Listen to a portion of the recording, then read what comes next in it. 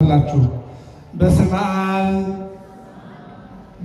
አብ ወወልድ ወመንፈስ ቅዱስ አሐዱ አምላክ አሜን። ክቡር መምህራችን ሊቀ ብርሃናት መምህር ብርሌ የዚህ የሁለቱም አብያተ ክርስቲያናት ገዳማት የስብከተ ወንጌል ኃላፊ ክቡር መምህራችን መርሐ ግብሩን በመምራትና እናንተን አቀማመጣችሁ፣ አገባባችሁ፣ አስተምሯችሁና ክትትላችሁ መልካም እንዲሆን እየጋበዙ ያሉ መምህራችን በዝማሬ ያገለገላችሁን ዘማሪያን አረጋውያን አባቶቻችን እንዲሁም እናቶቻችን፣ ወጣቶች እንዲሁም ሕፃናት ሁላችሁንም እላችኋለሁ በእግዚአብሔር ስም እንደምን ዋላችሁ? እንደምን አመሻችሁ? ክርስቶስ ተንሥአ እሙታን አሰሮ ለሰይጣን ሰላም ኮነ። ክርስቶስ በታላቅ ኃይልና ስልጣን ከሙታን ተለይቶ ተነሳ። ሰይጣንን አሰረው፣ አዳምን ነፃ አወጣው። ለሰው ልጆች ሁሉ ከእንግዲህ ወዲህ ሰላምና ፍጹም ደስታ ይሁን። እንኳን ለብርሃነ ልደቱ፣ እንኳን ለታላቁ መልአክ ለቅዱስ ገብርኤል፣ እንኳንም ለኢትዮጵያዊው ጻድቅ አብየ እግዚእ ደስ ይኩሉ በዓል አደረሳችሁ አደረሰን። የደረሳችሁ አመስግኑት እግዚአብሔር። አጠር መጠን ያለ የወንጌል አገልግሎት ቆይታ ነው የሚኖረን። ያው እንግዲህ ብርሃነ ዕርገቱ ጥንቱ ግንቦት 8 ነው። ዘንድሮ በ2018 ግንቦት 13 ነው። ጥንተ ጰራቅሊጦስ ግንቦት 18 ነው። ትናንት አሳልፈነዋል። እንደ ጥንቱ ዛሬ ባለ ጰራቅሊጦስ ላይ ነው ያለነው። እንዳሁኑ ደግሞ ገና ዕርገቱ ላይ ነው ያለነው። ስለዚህ አሁን ስለ ዕርገቱ በጣም በሰፊው እየተማማራችሁ እንደመጣችሁ እርግጠኛ ነኝ። እኔ ግን ከሁሉም የዕለቱ ጻድቅ አብየ እግዚእ ኢትዮጵያዊ አበው ከሚባሉ የኢትዮጵያ ቅዱሳን መካከል አብየ እግዚእ ኢትዮጵያዊ ጻድቅ እንዲሁም ደግሞ ለአዲስ ኪዳን መሰረት የሆነው ታላቁ መልአክ ቅዱስ ገብርኤል እንዲሁም ደግሞ የዕርገቱን ምስክር የሆነው ቅዱስ ገብርኤል ይህን ታሳቢ በማድረግ አጠር ላለ ቆይታ እናደርጋለን። ማን ያስተምረን? ተናገሩ። ማን ያስተምረን? እግዚአብሔር እንዲያስተምረን መልካም ፈቃድ ይሆንልን። እስኪ ሁላችሁም ተናገሩ። ቅዱስ በሉ። ገብርኤል ተናገረ። እስኪ እናንተ በሉት። አሁን የምናያቸው ምን ብሎ ተናገረ ነው። ምን አልኳችሁ? ምን ብሎ? ይህንን አይተን እንድንወጣ እግዚአብሔር አምላክ ሁላችንን ያድለን። አጭር ሰዓት ነው የምንማማረው። ተከታተሉ። የጊዜ ባለቤት እግዚአብሔር ሀገራችን ኢትዮጵያን፣ ቤተ ክርስቲያናችን፣ ሃይማኖታችን ሰላም አድርጎ ከዚህ የበለጠ እንድንማማር የአምላካችን የእግዚአብሔር መልካም ፈቃዱ ይሆንልን። ገብርኤል ተናገረ። ቅዱስ ገብርኤል ተናገረ። በዓርብ ውዳሴ ማርያም ላይ ቅዱስ ኤፍሬም እንዲህ ይላል፣ ማርያም ድንግል ትጸርህ በቤተ መቅደስ። ድንግል ማርያም ትናገራለች። አንድም ድንግል ማርያም ተናገረች ሲል ነው። ጸርሃ ጮኸ፣ ጸርሃ ተናገረ፣ ጸርሃ አመላከተ የሚለውን ያሳያል። ጩሆ የተናገሩት ለሁሉ እንዲደርስ ነው። ቀስቦ የተናገሩት ምስጢር ነው። ቅዱስ ገብርኤል ጸርሃ ብሎ ቅዱስ ያሬድ ተናግሮታል። ይህንን ሊቃውንት በሁለት አይነት መልኩ ይናገሩታል። አንደኛ ራቅ አድርጎ ተናግሯል። ሁለተኛ ቀረብ አድርጎ ተናግሯል። ማን ላይ ነው የሚለውን እናየዋለን። እግዚአብሔር አምላክ የጊዜ ባለቤት እርሱ ስለሆነ ሁላችንንም እንዲያስተምረን መልካም ፈቃዱ ይሆንልን። ጸርሃ ገብርኤል እምሰማይ ይላል። ከሰማይ ገብርኤል ተናገረ። ከየት አልኳችሁ? ቅዱስ ዮሐንስ በወንጌሉ ደግሞ ከሰማይ የሚመጣው ከላይ የሚመጣው ከሁሉም በላይ ነው ይላል። ከሁሉም በላይ ነው። ይዞት የመጣው ደግሞ በንግግሩ የምስራች ነው፣ ማዳን ነው፣ ሰላም ነው። ስለዚህ ቅዱስ ገብርኤል ሁላችንንም እንዲናገረን የእግዚአብሔር የአምላካችን መልካም ፈቃዱ ይሁንልን። በመጀመሪያ የቅዱስ ገብርኤል ሊቃውንቱ የደረሱት ድርሰት አለ። ሰላም ለዝክረ ስምከ ዘኢይተረጎም ምስጢር ይላል። ገብርኤል ሆይ ይለናል። ገብርኤል ሆይ ገብርኤል ማለት ምን ማለት እንደሆነ በዚህ ሊቃውንቱ ሌሊት በጸናጽል በሚናገሩት ቃለ እግዚአብሔር ላይ ተርጉሞ አስቀምጠውታል።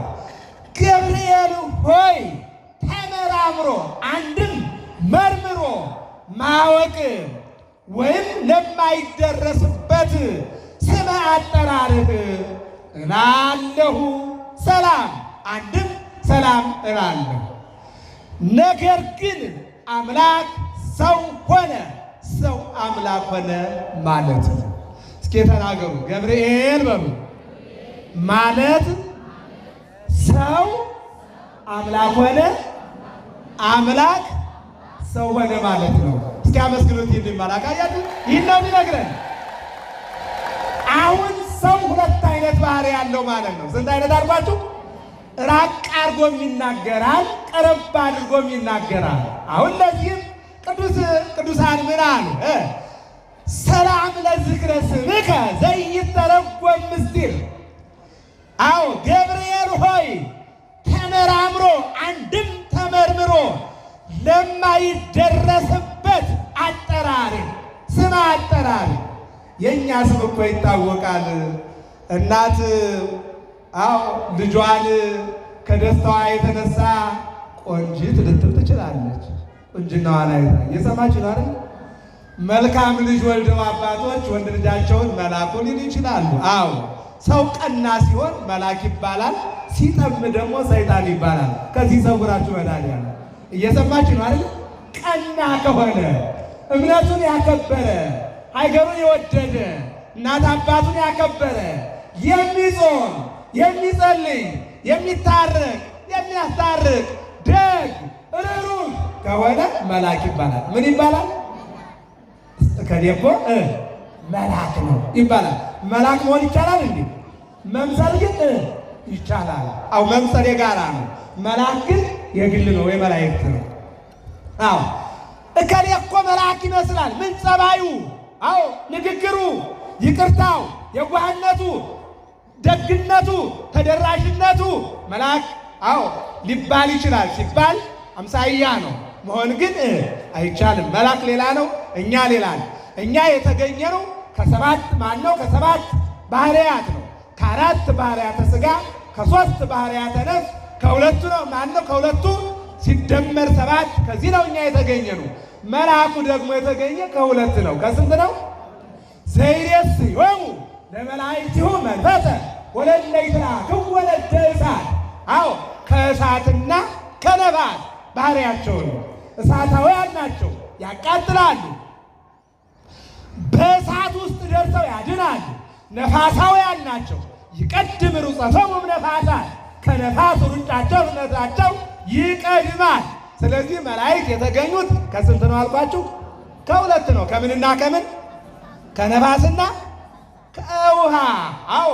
ከነፋስና ከእሳት፣ ከነፋስና ከእሳት ነው የተገኙት። እኛ ደግሞ ከእሳት፣ ከነፋስ፣ ከውሃ፣ ከመሬት ዋና መሬት መላእክቱ ላይ የለም።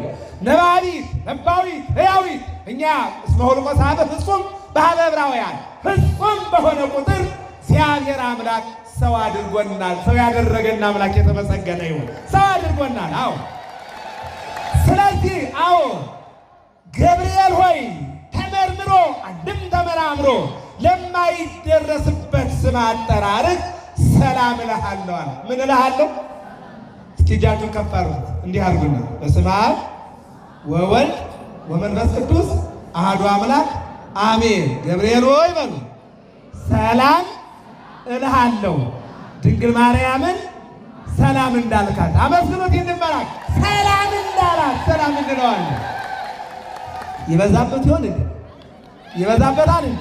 አይበዛበትም። አዎ በሉቃስ ወንጌል ምዕራፍ 1 ቁጥር 26 ላይ ጸጋን የተመላሽ ሆይ ደስ ይበልህ ደስ ይበልሽ ብለህ ሰላምታ እንዳቀረብክላት እኛም ደግሞ ላንተ ሰላምታ እናቀርብልሃለን፣ ሰላም እንልሃለን። ሰላም ይድረስልህ ቅዱስ ገብርኤል ሰላም። አሁን ይቀጥልና ምን ይላል? እነሆ ስም አጠራርህ ወይም ስምህ ገብርኤል ብሂል ብእሲው አምላክ። እየሰማችሁ ነው አይደለ? ሰው የሆነ አምላክ አምላክ የሆነ ሰው አምላክ የሆነ ሰው ሰው የሆነ አምላክ ማለት ነው። ሚካኤል ማለት ማን እንደ እግዚአብሔር ማለት ነው። ምን ማለት ነው? ማን እንደ እግዚአብሔር ማለት ነው። ገብርኤል ማለት ደግሞ አምላክ ሰው ሆነ ሰው አምላክ ሆነ። ይሄ ደግሞ በድንግል ማርያም ተከናወነ። ክብርና ምስጋና ለድንግል ማርያም ይሁን። ይህንን ነው የሚነግረን። ይቀጥልና ሰላም ለዝክረ ስምከ ዘይተረጎም ምስጢር ባህቱ ይመስል ብሂለ እግዚእ ወገብ። አዎ ብሂለ እግዚእ ወገብ ገብርኤል ኪሩብ ጸዋሪ አብይ መንበር ይላል። ገብርኤል ሆይ ዘአንበሳ ማርቆስ ዘራይም ሉቃስ ዘንስ ዮሐንስ ዘብእሲ ማቴዎስ አዎ እነዚህ ጸወርተ መንበር ይባላሉ። የጌታችን የመድኃኒታችን በሌላ መልኩ የእግዚአብሔር አዎ እነሆ መንበር ተሸክመው የሚኖሩ አዎ መላእክት ይባላሉ። ሳይደክሙ አዎ ለዘላለም ተሸክመው የሚኖሩ መላእክት ናቸው። ድንግል ማርያም ደግሞ የአዲስ ኪዳን ኪሩብ ጸዋሪ መንበር ተብላለች። እስካመስና ድንግል ማርያም እነሆ አዎ የመድኃኔ ዓለም መንበር ወይም ደግሞ አዎ መናገሻ ወይም ደግሞ ነኪር ነገሩ በእንቲአኪ ሀገረ እግዚአብሔር በሀገር ሰው እንዲኖር የእግዚአብሔር ማደሪያ። የማን ማደሪያ? እምነ ጽዮን ይብን ሰብ ወብእሲ ተወልደ በውስቴታ። እናታችን ጽዮን ሰው እናታችን ጽዮን ይላል በውስጧ ሰው ተወልዷልና። ምን ተወልዷልና? አለቀይን ነው። ኪሩ የአዲስ ኪዳን ኪሩብ ትባላለች። ኪሩቤል ምንድን ናቸው? ጸወርተ መንበር። ድንግል ማርያም ማንን ተሸክማለች? መድኃኔ ዓለምን። ስንት ወር? 9 ወር ከ5 ቀን። አዎ ማኅፀንኪ እግዝእትየ ከብረ ምስብእታ ይከብር ምስብእት እምጽርሐ አርያም ዘላዩ ወእምኪሩቤል ትቤት ጾረት ተሳታ አውረሃ ወአምስተ ዕለተ 9 ወር ከ5 ቀን ጾረት አዎ ዘይጸወር እሳተ የማይችሉትን እሳት ተሸከመችው። አግመረት ዘይትገመር መለኮተ አዎ የሰው ልጅ ሊሸከመው የማይችል ሊነካው የማይችል መለኮትን በማህፀኗ 9 ወር ከ5 ቀን ተሸከመችው። ክብርና ምስጋና ለድንግል ማርያም ነው። ይህ ነው የሚለው። አሁን ልብ አድርጉ። የመጀመሪያዎቹ አምላክን የተሸከሙ ኪሩቤል ይባላሉ። ማን ይባላሉ? ቀጥሎ ደግሞ አምላክን ተሸከመ የተባለው ቅዱስ ገብርኤል ይባላል። ማን ይባላል? እንዴት ነው ተሸከመ የተባለው?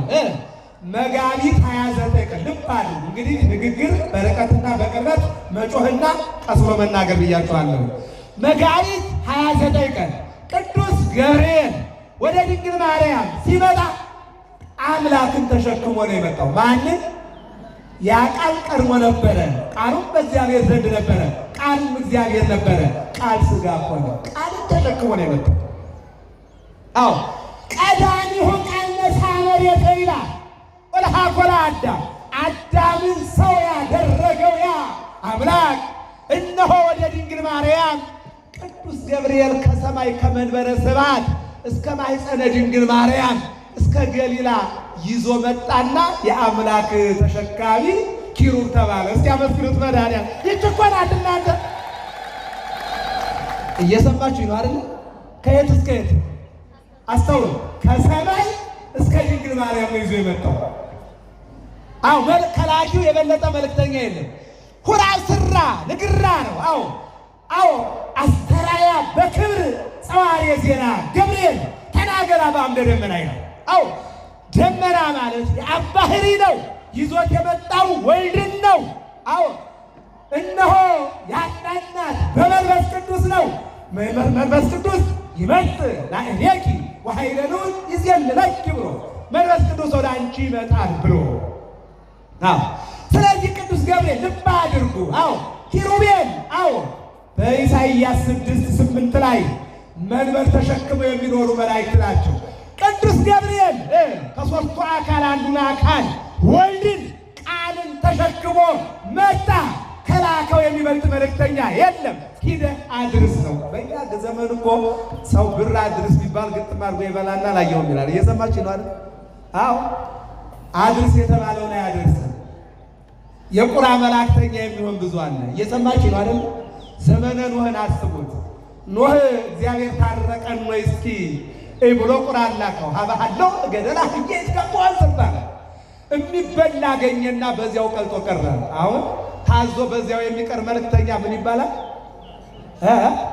የቁራ መላእክተኛ እንዳትሆኑ እግዚአብሔር ይጠብቃችሁ። ቅዱስ ገብርኤል ይጠብቃችሁ። ወፈነው አለ ርግብ ይላል። ርግብ ላካት። ደግሞ ርግብ ግን በመጀመሪያው ማረፊያ አጣች። አንድ ሱባኤ የገባና በሁለተኛው ግን ሂዳ እግዚአብሔር ታረቀ ውሃው ጎደለ ስትል ቄጠማ ወይም ደግሞ ወይራ ይዛ መጣለች። እሷ ታማኝ አገልጋይ ሆናለች። እኛንም ታማኝ አድርገን እግዚአብሔር አሜን በሉ። ቅዱስ ገብርኤል ታማኝ መልእክተኛ ነው። ሳይጨምርም ሳይቀንስም ከድምፁም ሳይቀንስ በተነገረው ልክ ወተናገራ በነገረ ብሔራ በአምጣነ ትክል ተወፎ በምታውቀው ቋንቋ ምን በምትለው ቋንቋ በምታውቀው ቋንቋ ሰው በሚያውቀው ቋንቋ መማር ኃጢአት አይደለም፣ ወንጀልም አይደለም። አለማወቅም ወንጀልም ኃጢአትም አይደለም። አለመማር ግን መጥፎ ነው። እየሰማችሁ ነው አይደል?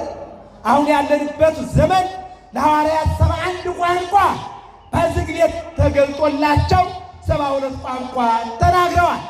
በ72 ቋንቋ አልጫውን ዓለም አጣፍተውታል።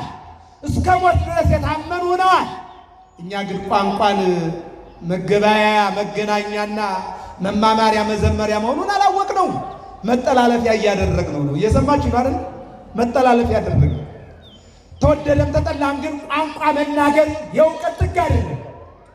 የእውቀትን ወይም የምሁርነት ደረጃም አይደለም። ቋንቋ መግባቢያ ነው። ደግሞ ስንት እንችላለን? እየሰማችሁ ነው አይደል? ደግሞ ስንት እንችላለን? 72 ቋንቋ የተናገሩት ሐዋርያት እኮ አልተጠላለፉም እኮ። እኔ ምሁር ነኝ እኮ አላሉም እኮ። ከኔ በላይ አዋቂ የለም እኮ አላሉም እኮ። እኛ ግን ቋንቋን በተራራ ቋንቋን በወንዝ ቋንቋን በማህበረሰብ ገድበነዋል። ከእንዲህ አይነት ዜሮ ጭቅላት እግዚአብሔር ሁላችንን ይሰውረን። አሜን በሉ። በምታውቀው ቋንቋ ነገራት። ምን ብሎ? ቀስ ብሎ ንገሩኝ። ምን ብሎ? ይሄ ነው ልብ አለ። ለድንግል ማርያም ምን ብሎ ነገራት? ቀስ ብሎ ምን አላት?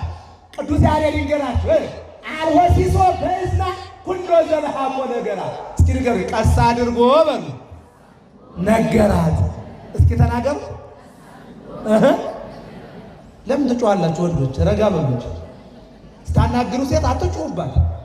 አንቺም ደግሞ አትጩኝ። እናንተም አትጩሁ። እሺ በሉ እስኪ።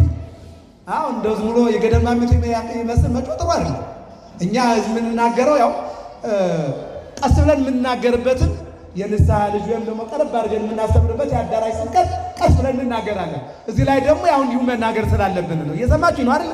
አዎ ግን በማይበረሰብ ደረጃ ግን መጮህ ሰው ሲሞትና ዳጋ ሲሆን እንጂ እንደው ዝም በተለያየ ነገር መጮህ ጥሩ አይደለም። እየሰማችሁ ነው አይደል? ቀስ አድርጎ ነገራት። ምን አልኳችሁ? እኔ አይደለም ቅዱስ ያሬድ ነው እንዲህ ያለ ነገራት። ምን አላት? አምላክን ትጸንሻለሽ። ምን አላት?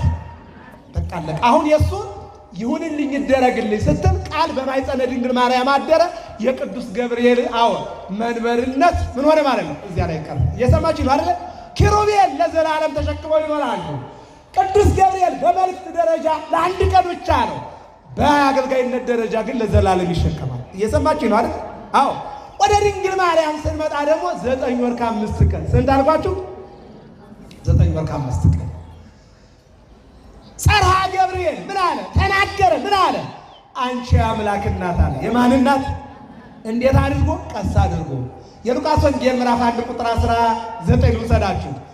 አነ ውእቱ ገብርኤል መልአክ ዘቀውም ቅድመ እግዚአብሔር። እስኪ ቃል በጩኸት ነው በዝግታ የተነገረ?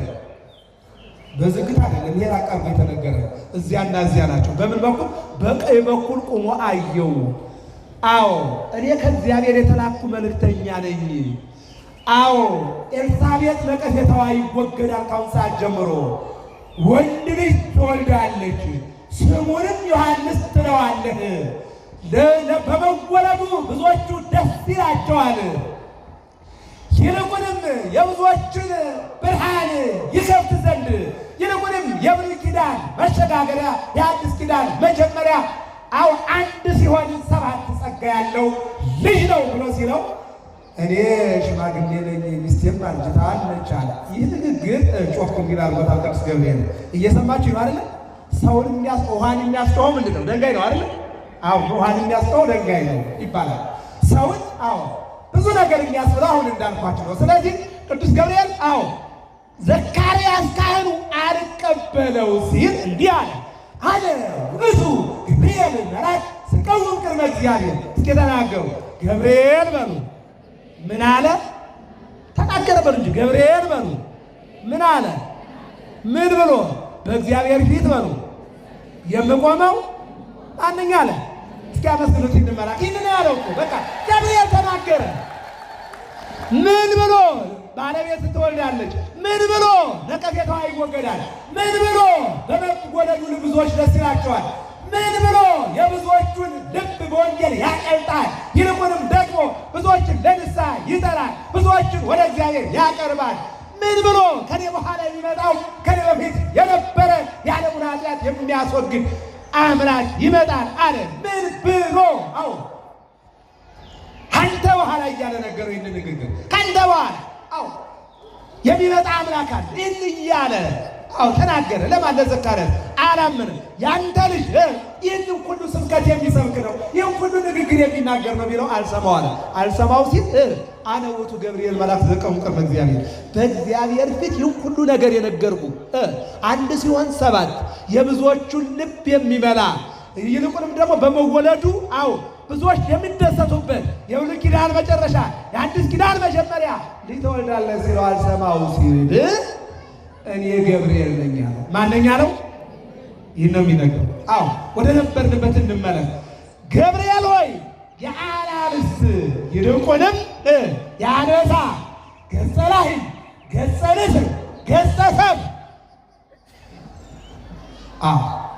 ገብርኤል ኪሩብ ጸዋሪ አብይ መንበር መንበሩ ላይ አሁን እዚህ ጋር 4 ምሰሶዎች አሉ። መንበር ላይ እየሰማችሁ ነው አይደል? መንበሩ ላይ 4 ምሰሶዎች አሉ። እያንዳንዱ ምሰሶች እዚህ ጋር ገጸ ላህይ አለ፣ በላም የተመሰለ መልአክ አለ፣ እንስሳትን የሚጠብቅ ማለት ነው። እዚህ ጋር ደግሞ ገጸ ንስር አለ፣ በአሞራ የተመሰለ ስዕል ታያላችሁ። ያ ደግሞ አዎ አዕዋፋትን የሚጠብቅ ነው። እዚህ ጋር ደግሞ አንበሳ የተመሰለ ስዕል አለ፣ እሱ ደግሞ አራዊትን የሚጠብቅ መልአክ ነው።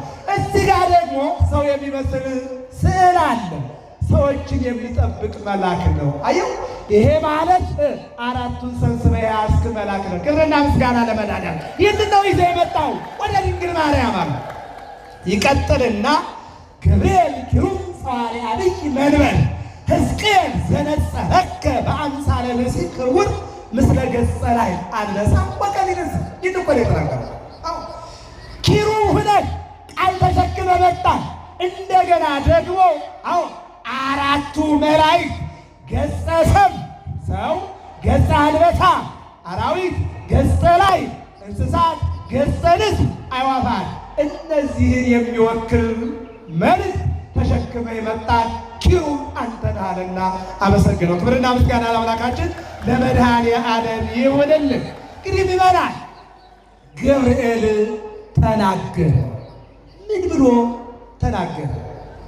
መላእክቱን እግዚአብሔር አምላክ እምኀበ አልቦ ሀበቡ ካለመኖር ወደ መኖር መላእክቱን አንጥቶ እንዲያመሰግኑት ባደረገ ጊዜ ይሄ ሊቁ ኤጲፋንዮስ አክሲማሮስ በተባለ መጽሐፉ እንዲህ ይለናል። ሁሉም አንድ አይነት መልክ፣ አንድ አይነት ክንፍ፣ አንድ አይነት ቁመት ያላቸው ናቸው። አንድ አይነት ምስጋና ነው ያላቸው። የሚሉትም ቅዱስ ቅዱስ ቅዱስ ነው።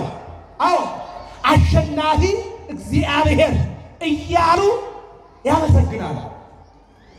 ልዩ ነገር አጡ። ማንን እናመስግን፣ ወደ ማን ምስጋና እናቅርብ ብለው በውስጣቸው ውዥንብር ተፈጠረ።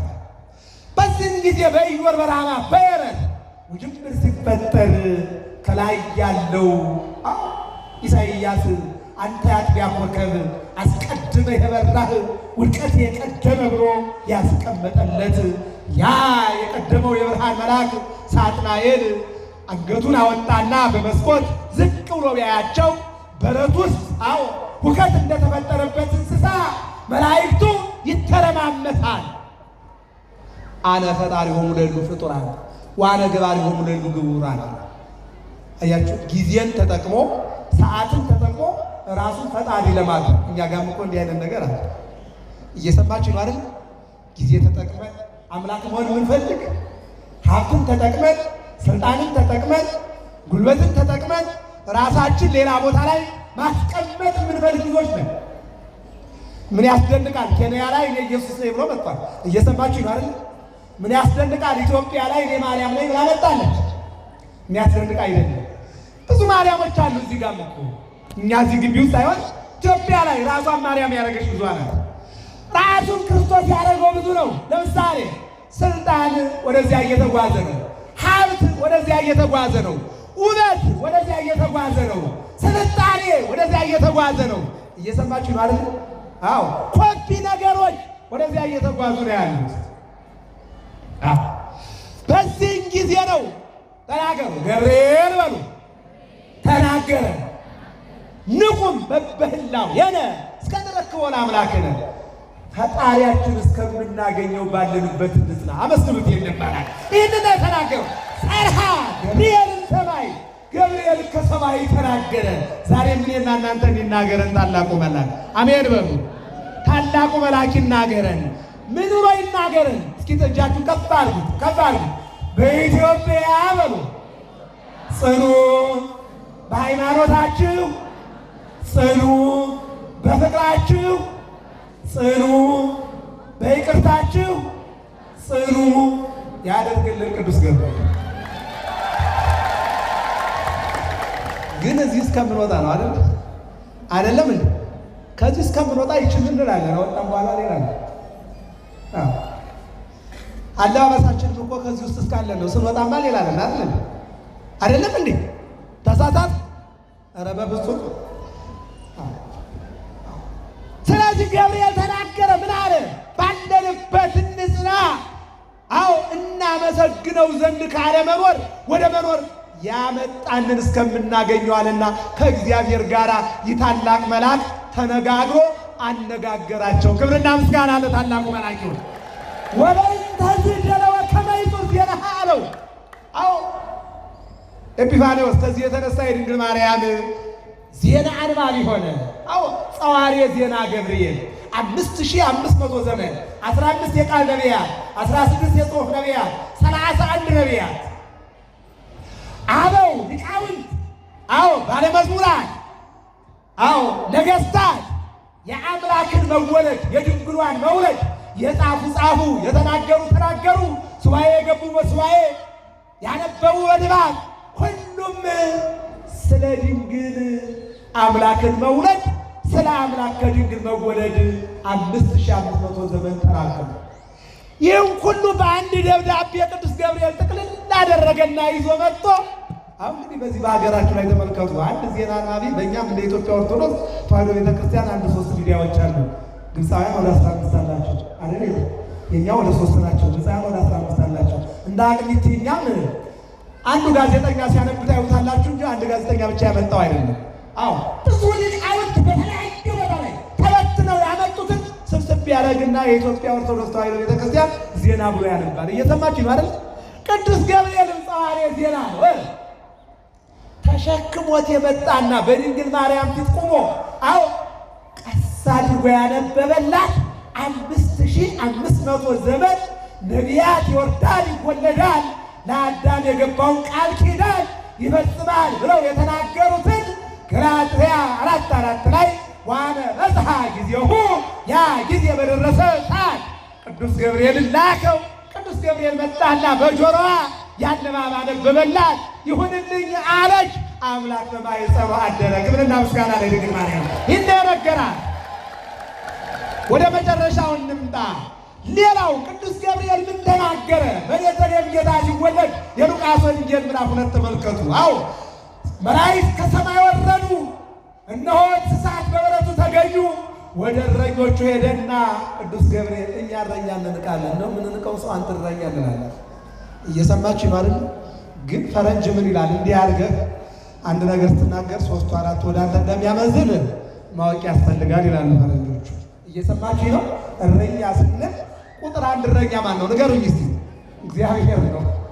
በጥቅሉ 3 እረኞች አሉ። እግዚአብሔር እረኛ ነው፣ መላእክት እረኞች ናቸው፣ ካህናት እረኞች ናቸው። እግዚአብሔር ስንል እግዚአብሔር እረኛዬ ነው። መላእክት ስንል አዎ እስመ ለመላእክቱ የዞም በእንቲአከ ከመ ይቀውከ በኩሉ ፍናዊከ በመንገዱ ሁሉ እንዲጠብቁ ነው። ካህናት ስንል በጎችን፣ ግልገሎችን፣ ጠቦቶችን አሰማራ ጠብቅ ነው። ስለዚህ የመጀመሪያው ጠባቂ ቁጥር 1 ማለት ነው እግዚአብሔር ነው፣ እረኛ ማለት ነው። መዝሙር 22 ላይ ተመልከቱት፣ ዳዊት ይንገራቸው። ስለዚህ መላእክት ግን ወደ እረኞች ነው የሄዱት። ወደ ተኙት ባለጠጎች አይደለም፣ ወደ ተኙት እናቶች አይደለም፣ ወደ ተኙት ወጣቶች አይደለም፣ ወደ እረኞች እንደው ወያዕቅቡ አዎ መላእክት ተግተው በጎቻቸውን ወደሚጠብቁት ሄዱና 5500 ዘመን ትንቢት የተነገረለት አምላክ በቤተልሔም ተወልዷል አለና ቅዱስ ገብርኤል ተናገረ። እስኪ ሁላችሁም ተናገሩ። ቅዱስ ገብርኤል በሉ። አምላክ ተወለደ ብሎ ነገራቸው። ክብርና ምስጋና ለስሙ ይሁን። ሌላው ሁለተኛው ሌላው አዎ እነሆ ጌታችን መድኃኒታችን ኢየሱስ ክርስቶስ በቀራንዮ 3 ዓመት ከ3 ወር ባስተማረው ትምህርት በፈጸመው ተአምራት ዕውር በማብራቱ ለምጻም በማንጻቱ በ2 ዓሣ በ5 እንጀራ 5,000 ሕዝብ በመመገቡ የጎበጠችውንና ቀና በይ ከኃጢአትሽ ተፈተሻል ስላለ የዮሐንስ ወንጌል ምዕራፍ 5 አዎ ምራቅና አፈርን አዋህዶ ዓይን ስለፈጠረ የዮሐንስ ወንጌል ምዕራፍ አዎ 9 ላይ የምታገኙት ታሪክ ነው። ምዕራፍ 5 ላይ 38 ዓመት ሙሉ አልጋ ላይ ተኝቶ የነበረው ተነሳና ሂድ ስላለ ይህ ወንጀል ሆኖ ሰንበትን ይሽራል፣ ኦሪትን ያቃልላል፣ ግብር ለቄሳር አትክፈሉ ይላል፣ ራሱን እግዚአብሔር ያደርጋል ብለው ከሰሱት። ተከሶ በጲላጦስ ቀረበ። ጲላጦስ ዳኛ፣ ክርስቶስ ወንጀለኛ። ሄሮድስና ጲላጦስ ለብዙ ዘመን ተጣልተው የነበሩ ፍቅር ክርስቶስን አዎ እሱን ለማስገደል ወይም ደግሞ እንዲገደል ሲወስኑ ታረቁ። ለምን? የፍቅር አምላክ ስለሆነ። እጆቹን እግሮቹን አዳምን ፍለጋ ይልቁንም እኔና እናንተን የፈጠረበት እጁን ይልቁንም ዓይን የፈጠረበትን እጁን ይልቁንም 2 ዓሣ 5 እንጀራ ለ5,000 ሕዝብ ባርኮ ያጠገበበትን እጆቹን ይልቁንም የወደቅነውን ያነሳበትን ያንን እጅ ግራን ወደኋላ አድርገው አሰቡት። እኔና እናንተን ፍለጋ የወረደበትን ያንን እግር አሰሩት። ይብቻም አይደለም፣ ራሱን በበትር መቱት። ይብቻ አይደለም፣ ጀርባውን በጅራፍ ገረፉት። ይብቻ አይደለም፣ መስቀል ተሸክሞ ቀራንዮ እንዲወጣ አደረጉ። ይብቻ አይደለም፣ በመስቀል ላይ አንጠለጠሉት። ይብቻ አይደለም፣ በ5 ሚስማር አይደለም፣ የፌሮ ቁራጭ ነው። ይህን የሚያክል ነው። ግንባሩን ሲመቱት ብትን ይላል። ደረቱን ሲመቱት ደረቱ ብትን ይላል። እናቶቻችን የሚወዱት ሰው ሲሞት ደረታቸውን ይደቃሉ። አይሁድ ግን የመድኃኒዓለምን ደረት በመሮ መቱት። እጆቹን እኛ እጅ ላይ ያለው ሰዓት ነው ወይም ቀለበት ነው፣ እሱ እጅ ላይ ያለው ግን ሚስማር ነው። ወዳጆቼ እኛ እግር ላይ ያለው ቁጥር ያለው ጫማ ነው፣ እሱ እግር ላይ ያለው ግን ሚስማር ነው። ይህ ብቻ አይደለም፣ ራስን ንጉሥ አድርጓልና አክሊል ይገባዋል ብለው የእሾህ የብረት ጉንጉን በጭንቅላቱ ላይ ያስቀመጡ። ይህም አልበቃቸው፣ ሆምጣጤ አመጡና አጠጡት። የዮሐንስ ወንጌል ምዕራፍ 19 ወይም የተፈጸመ ሁሉ ነገር ተፈጸመ አለና ሥጋውና ነፍሱን ለየ። ወአውረድዎ እምዲህ በመስቀል ዮሴፍና ኒቆዲሞስ ከመስቀል አውርደው ቀበሩት። በሦስተኛው ቀን መቃብር ክፈቱልኝ፣ መግነዝ ፍቱልኝ አዎ ሳይል የኛ ጌታ ወተንሳ እግዚአብሔር ከመዘንቅ አምረዋል። አዎ አደገኛ እንቅልፍ ላይ ያለ ሰው ብድግ እንደሚል የኔና የእናንተ ጌታ ብድግ አለ። ክብርና ምስጋና ለመድኃኒዓለም። በዚህ ጊዜ ነው ጸርሃ ገብርኤልም ሰማይ ገብርኤል ተናገረ። እስኪ ነገሩ ምን አልኳችሁ? ምን አለ? ማርያም መግደላዊት ሌሎቹም ቅዱሳት ወደዚያ ሲመጡ እንዲህ አለ። አዎ እንዲህ አለ። ምን አለ? የማቴዎስ ወንጌል ምዕራፍ 28 ቁጥር 2 ላይ ተንሳ በከመ ይቤ ያለዚ። እስኪ ተናገሩ። እንደተናገረ ተነስቷል፣ በዚህ የለም። እስኪ ተናገሩ። በዚህ የለም። እንደተናገረ ተነስቷል። ቅዱስ ገብርኤል እስኪያመስሉት እንዲህ ብሎ ተናገረ፣ ተነሳ። እንደገና አውጥቶ ማህባስ ከቢታንያ ትምህርት ልጠቅልላችሁ። እነሆ በኢየሩሳሌም 3 ጊዜ በምግብ 9 ጊዜ በተለያየ ቦታ ድምር 11 ጊዜ ለሐዋርያት ተገልጦላቸው ገርመኛል። 40 ቀን ሙሉ ስርዓተ ቤተ ክርስቲያን እያስተማረ ስርዓተ ኪዳን 7 ኪዳናትን እያስተማረ ከቆየ በኋላ ኒቆዲሞስና ሉቃስ በመንገድ እየተወለዱ ተስፋ እየቆረጡ እየተጠራጠሩ ሲሄዱ ልባቸው እስከሚቀልጥ አስተምሮ እንዳያውቁት አድርጎ መጨረሻ ላይ ግን ማዕድ ተሰርቶ ማዕዱን ባርኮ ሲሰጣቸው ዓይናቸው ተገለጠ። አንድ ማዕድ ተብሎ ተወሰደ። ዝም በሉ ቋድቱ። እየሰማችሁ ነው አይደል? አዎ ሰዓት እንዳይሄድባችሁ ለእኔም ለእናንተ። ቀጠለና 11 ሐዋርያት አንዱ እንዳይሆን ሁለቱ እንደገና ከ7 ፊት ከ36 ቅዱሳት አንዱ በሉቃስ ወንጌል ምዕራፍ 24 ላይ አንቡት ቃሉ ሁለቱ እግዚአብሔር ላይ እነሆ የሚበላ የለም ወይ አላቸው። የተጠበሰ ዓሣና የማር ወለላ አቀረቡለት። እያዩት ትንሣኤው ምትሃት እንዳይደለ እያዩት ፊት ለፊታቸው ተመገበ። እንደገና 3ኛው የዮሐንስ ወንጌል ምዕራፍ 21 ቅዱስ ጴጥሮስ 7ቱ ሐዋርያት በ7 ቁጥር ወደ ጥብርያዶስ ወርደው ሌሊቱን ሙሉ ሲጥሩ ቢያድሩ ሲደክሙ ቢያድሩ ዓሣ ጠፋ። ጧት የሚበላ የለም ወይ ሲላቸው የለንም አሉ። መረባቸውን በቀኝ በኩል ጣሉት አላቸው። ጣሉ። 153 ዓሣ አገኙ። ያንን እየጎተቱ ወጡ። ሲወጡ ዮሐንስ ለጴጥሮስ ጌታ እኮ ነው አለ። ሮጠና ልብሱን ለበሰ። አውጥተው እንጠብሳለን ገና እሳት እናነዳለን ብለው ሲወጡ በቅዱስ ገብርኤል አስተባባሪነት እሳቱ ነዶ ዓሣ ተጠብሷል። እስኪ አመስግኑት እናንተ። ይበላል፣ እሳትም ያነዳል። የነደደ ብቻ ያጠፋል፣ የነደደ ብቻ አያደርግም። እሳት አንድዶማ ዓሣ ጠብሶማ አምላኩን መግቧል። እስኪ አመስግኑት። ይንመናል መግቧል። አዎ ምን ይላል ቃሉ? በመላእክት እስኪ ተናገሩ። በመላእክት የነደደ እሳት የተጠበሰ ዓሣ አገኙ። ሐዋርያትም ጨመሩና አዎ ከዚያ ቀደም 6 ቁጭ ብለው 6 ቁመው ይበላ ነበረ። አሁን ላይ ግን ምትሃት እንዳይደለ ሊያስተምራቸው 11ዱ ቁመው እሱ ተመገበና ተነስቻለሁ አላቸው። ክብርና ምስጋና ለመድኃኒዓለም። ከዚህ በኋላ አውጥቶ ማፋ ወደ ቢታንያ ይዟቸው ወጣ። የትምህርታችን መጨረሻ ይሄን ወደ ቢታንያ ይዟቸው ወጣ። አንሳ አይዴሁ ወባረኮሙ እጁን አነሳና ባረካቸው። መድኃኒዓለም ሁላችንን የሚባርከን ቅዱስ ገብርኤል ሁላችንን የሚባርከን ባረካቸው። ሲባርክ ዝም ብሎ አይደለም። እነሆ የሐዋርያት ሥራ ምዕራፍ 1 ቁጥር 9 የሉቃስ ወንጌል ምዕራፍ 24 የማርቆስ ወንጌል 16-19 ላይ እኒህ ነገሮች ከነገራቸው በኋላ ወደ ቢታንያ ወጣና ባርኳቸው ወደ ሰማይ አረገ ነው የሚሉት። ምንድን ነው የነገራቸው? መነሳቴን፣ ማረጌን፣ ከድንግል ማርያም የነሳሁትን ሥጋ ይዤ መውጣቴን በመቃብር እንዳልቀረ አዎ እነሆ ሁሉ ነገር የተፈጸመው የትንቢት ጉዳይ መሆኑን አምነው ለተረዱ ሁሉ እነዚህ ምልክቶች ይከተሏቸዋል። ዕውራንን ያበራሉ፣ ለምጻምን ያነጻሉ፣ አንካሶችን እንደዚሁ አዎ ሙታንን ያነሳሉ ብሎ ይህንን ተስፋ ከሰጣቸው በኋላ እናንተስ በኢየሩሳሌም ከተማ ቆዩ እስከ ትለብሱ ኃይለ ማርያም ከሰማይ መንፈስ ቅዱስ ጰራቅሊጦስ እስከሚላክላችሁ ድረስ በኢየሩሳሌም ከተማ ቆዩ አለና ወደ ደብረ ዘይት ይዟቸው ወጣ። እዚህ ላይ ሁለት ቃል አለ፣ ቢታንያና ደብረ ዘይት እንግዲህ ሉቃስ ወደ ቢታንያ ይዞ ወጣ ነው የሚለው። የሐዋርያት ሥራ ደግሞ ደብረ ዘይት ነው የሚለው።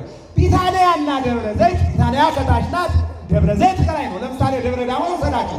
ደብረ ዳሞ ከመውጣታችሁ በፊት ከታች ኪዳነ ምሕረት አለ። እዚህ ዝቋላ ልውሰዳችሁ። ገብረ መንፈስ ቅዱስ ከመውጣታችሁ በፊት ከታች ወንበር አለ። ስለዚህ እንደዚያ ማለት ነው። እንደዚህ አደረገና ይዟቸው ወጣ። ይዞ ወጥቶ እጁን አመሳቀለና ባረካቸው። እነሱ ደግሞ ተባርከው ዓይናቸውን ሰቅለው ወደ ሰማይ ቆመው እንዳሉ የመጨረሻ ጊዜ ቅዱስ ገብርኤል መጣላቸው። አመስግኑት። መዝጊያችን ይሄ ነው። ቅዱስ ገብርኤል መጣ። ለምን 33 ዓመት ከ3 ወር ከ10 ቀን በጆሮዋ መጥቶ ለማንም ሳይናገር እየሰማችሁ ነው አይደል? የመጨረሻዋን ስሙ። ለሚካኤል አልተናገረ፣ ለሱራፌል አልተናገረ፣ ለኪሩቤል አልተናገረ። እናንተ እኮ አሁን አንቺ ባልሽ ይህን ነገር አምጪልኝ ብሎ ወደ ሱቅ ቢልክሽ በር ላይ ጓደኛሽ ብታገኝሽ ወዴት ልተሽ ነሽ? ባለቤት እንደው ከመሸ በኋላ እንዲህ አምጪ ብሏል አይደል ምትሉ? አዎ ወንዱም ደግሞ ከመሸ በኋላ ወጣስተሽ ጓደኛህ እዚያ ጋር አግኝቶ ወዴት ትሄዳለህ ቢልህ እንደው ባለቤት እንደው ከመሸ በኋላ በተለይ እርጉዝ ከሆነችማ እንዲህ አይነት ነገር ካላመጣልኝ ብላኝ ከጨለመ በኋላ ደግሞ እንደገና እንዲህ ነው የምንለው እኛ። ቅዱስ ገብርኤል ግን መልእክት ተልኮ ሄዳ ሁራ አብስራ ለወለተ ሐና ለሐና ልጅ ሂድና ንገራት ተብሎ ወደ ድንግል ማርያም ሲመጣ ለማንም አልተናገረም። ኢሳይያስ 48 ላይ ተመልከቱ። አመ ይፈጥራ እግዚአብሔር ለምን ይዜሮ ለሰማይ ወይ ተማከረ ምስለ መላእክቱ ወተከለ ሰለስተ ሕይወት በዲም እግዚአብሔር ዓለምን ሲፈጥር ከማንም ጋር እንዳልተነጋገረ ቅዱስ ገብርኤል ለድንግል ማርያም ሲነግራት ከማንም ጋር አልተነጋገረም። እግዚአብሔርም ለቅዱስ ገብርኤል ሲነግረው ከማንም ጋር አልተነጋገረም። አሁን እንግዲህ ሌላ ነገር ሊመጣ ነው። አዎ ቅዱስ ገብርኤል በዚያ ሐዋርያት ዓይናቸውን ሰቅለው ባሉበት ከቅዱስ ሚካኤል ጋር መጣ። እናንተ ገሊላውያን ዓይናችሁን ወደ ሰማይ ሰቅላችሁ የቆማችሁት ከሰማይ ምን አለ አላቸው። ከሰማይ ምን አለ አላቸው ቅዱስ ገብርኤል። አዎ ዝም አሉ፣ ደነገጡና ቅዱስ ገብርኤል ምን አለ?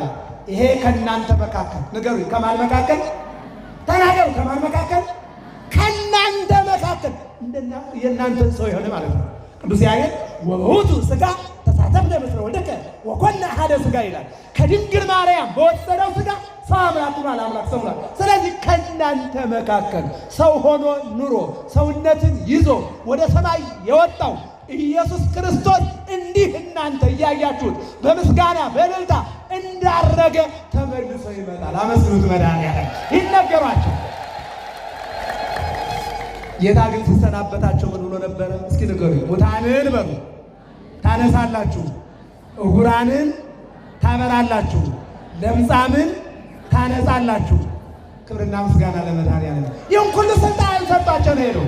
በዛሬው ቀን ኢትዮጵያዊ ጻድቅ አብየ እግዚእ ወደ 11 አብያተ ክርስቲያናት ኢትዮጵያ ላይ ያላቸው እነዚህ ጻድቅ እናት አባታቸው ፈሪሃ እግዚአብሔር ያላቸው ቅዱሳን ናቸው። ልጅ አልነበራቸውም። ለብዙ ጊዜ እግዚአብሔርን ለምነው ልጅ አገኙ። በ40 ቀን ክርስትና አስነስተው ሲወጡ አብየ እግዚእ ብለው ስማቸውን ጠሯቸው። እነዚህ አባት እንደ ገብረ መንፈስ ቅዱስ አንበሳ አናብርቱን እንደ አቡነ አረጋዊ ዘንዶውን ሁሉን ነገር አራዊት ጋራ ዝምድና እንዳለው ሰው አብረው የኖሩ ይልቁንም ሙት ያነሱ ለምጻምን ያነጹ ይልቁንም የኢትዮጵያ ወዳጅ የሆኑ ጻድቅ አባት ናቸውና ለሐዋርያት በተሰጠ ስልጣን ሙታን ታነሳላችሁ በተባለው ሐዋርያ ናቸውና ሙት አነሱ። ለምጻም ታነሳላችሁ በተባለው እነሆ ለምጻምን አነሱ። አራዊቱን ጊንጡን፣ እባቡን፣ ዘንዶውን ትይዛላችሁ በተባለው ለሐዋርያት ዘንዶውን ጨበጡ፣ አንበሳውን ጋለቡ፣ እባቡን ያዙ፣ ጊንጡን ጨበጡ። ይልቁንም ደግሞ የሚገል በጥብጠው ሰጧቸው፣ አልሞቱም። በዛሬው ዕለት የእረፍት ቀናቸው ነውና የጻድቁ በረከት በሁላችን ላይ ይሁን። አሜን በሉ። የዛሬ ዓመት ጎሮ ቅዱስ ገብርኤል ተጋብዤ ነበርና እዚያ ጋር ሲከበር አውቃለሁ። በአዲስ አበባ ሌላ ቦታ አላውቅም። እዚያ ግን እንዳጋጣሚ አምና እዚያ ስለነበርኩኝ እዚያ ቦታ አውቃለሁ። እዚያ አሁን ለምሳሌ የመስቀል መጋቢት መስቀል እንደሚከበር አውቃለሁ። እየሰማችሁ ነው አይደል? ትልቅ ክብረ በዓል እንዳለ አውቃለሁ። እዚህ የኔታ ሊቀ ብርሃናት ዜና